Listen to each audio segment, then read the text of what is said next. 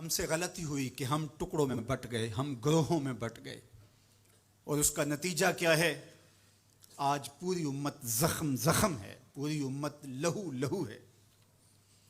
کہا تمہاری ہوا اکھڑ جائے گی اگر تم نے اللہ کی رسی کو چھوڑ دیا، تم نے رسول کے دامن کو ترک کر دیا، تم گروہی تقسیمات پہ یقین رکھنے لگے، تم نے 1.5 اینٹ کی مسجد کھڑی کر لی، تم تقسیم در تقسیم کے عمل سے گزرتے رہے، تم امت سے فرقوں سے جماعتیں، جماعتوں سے لابیاں، اور لڑکتے لڑکتے تم ٹکڑے ٹکڑے ہو گئے، تم کرچی کرچی ہو گئے۔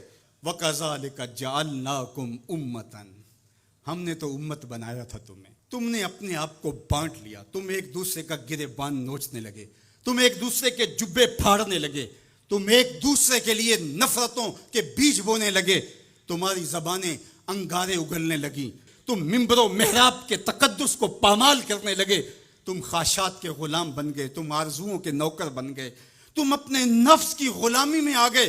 تم تو غلام تھے آمنہ کے لال کے، تم نے کب سے نفس کی غلامی اختیار کر لی، تم کب سے خواہش کے نوکر بن گئے، تم کب سے نفس کے بندے بن گئے۔ تم نے امت بننا ہے، تم نے رسول اللہ کا غلام بننا ہے۔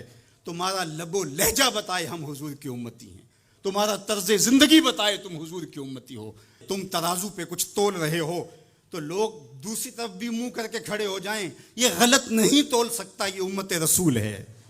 تم بول رہے ہو، لوگوں کو یقین ہو کہ یہ جھوٹ نہیں بول سکتا، یہ رسول اللہ کا امتی ہے۔ تمہاری وحدت، تمہارا زور ہے، تمہاری طاقت ہے، تمہاری توانائی ہے۔ تو فرمایا وَكَذَلِكَ جَعَلْنَاكُمْ أُمَّةً، ہم نے تو امت بنایا تھا تمہیں۔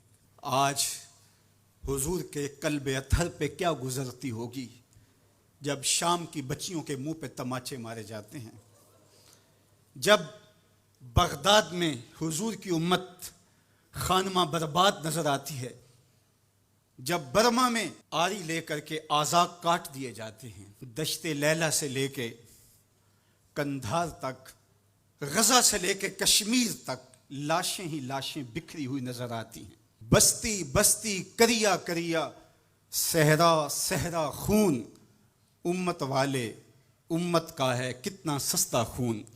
شام، قدس، کشمیر اور برما، کس کس کا احوال کہوں، ہر سو زخمی، ہر سو لاشیں، ہر سو بہتا خون، امت والے امت کا ہے کتنا سستا خون۔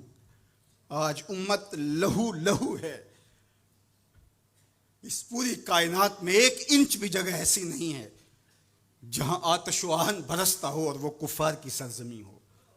جہاں بھی خون بہتا ہے وہ بستی مسلمانوں کی ہے، جہاں لاشیں گرتے ہیں وہ گھر مسلمانوں کا ہے، جہاں عصمتیں لٹتی ہیں وہ خطہ مسلمانوں کا ہے۔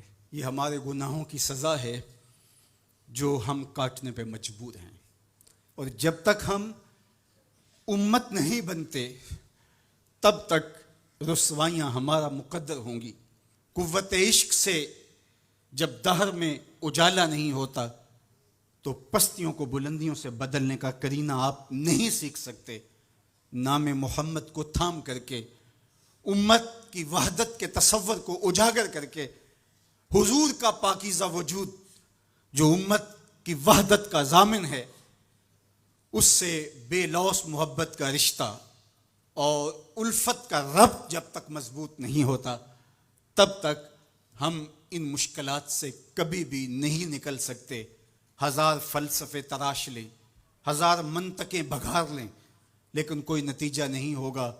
تمہیں نتیجہ تب ہی ملے گا جب حضور کے قلب اطہر کو آرام پہنچاؤ گے، جب امت بن جاؤ گے، جب حضور علیہ السلام سے وابستگی اپنا شعار زندگی بنا لو گے، تو پھر دہر میں اجالا اور روشنی حضور علیہ السلام کے نام کے صدقے سے نصیب ہوگی، اور تقدیر کا قاضی تمہاری سزائیں معاف کر دے گا، اور پھر نتیجہ تمہارے سامنے اس صورت میں نمودار ہوگا کہ تم بحر و بر کے مالک ٹھہرو گے، اور کائنات کے اندر حضور کے ساتھ وفا کے رشتے کے نتیجے کے اندر لوح بھی تمہارے ہاتھ میں ہوگا، قلم بھی تمہارا ہی مقدر ہوگا۔